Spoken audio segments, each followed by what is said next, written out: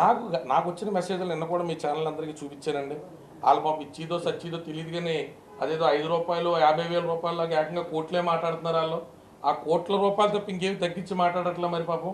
మరి అంత డబ్బులు ఉన్నాయంటో మనకైతే తెలీదు. థ్రెట్ గురించి అయితే నా వరకు అయితే నాకు థ్రెట్ లేదు, ఎందుకంటే సౌమ్యంగా ఉంటాను కాబట్టి.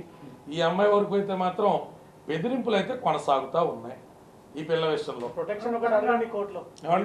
అక్కడ ఉండాల్సి నేను సరిపోతాను, మా నాతో కూడా ఉన్నది. ఇప్పుడు మళ్ళీ దీన్ని స్టంట్ చేసి ఈ పిల్లకి బోల్ అంత ప్రొటెక్షన్ కావాలని చెప్పం. మన ఆకారం కూడా పెద్దగానే ఉంటుంది కాబట్టి మనం కూడా అప్పుడు కూడా అడిగి వెళ్ళొస్తా ఉన్నాం.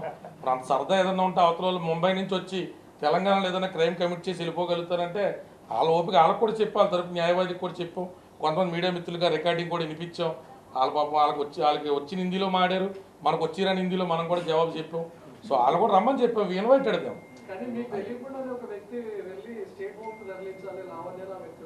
మా కర్మ అండి అది, ఏం చేస్తాం అంటే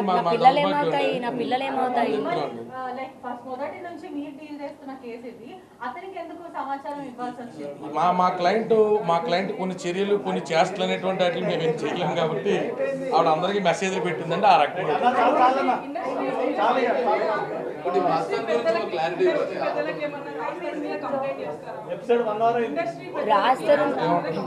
రాజ్ తరుణ్ పైన కంప్లైంట్ చేయాలని అయితే అనుకోవట్లేదు. సినిమా అన్నది మొత్తం ఒక ఫ్యామిలీ అన్నదే నిజమైతే మరి ఆ ఫ్యామిలీలో ఉన్న ఒక అబ్బాయికే ప్రాబ్లం వచ్చింది, ఆ ఫ్యామిలీలో ఉన్న అబ్బాయి భార్యకే ప్రాబ్లం వచ్చింది.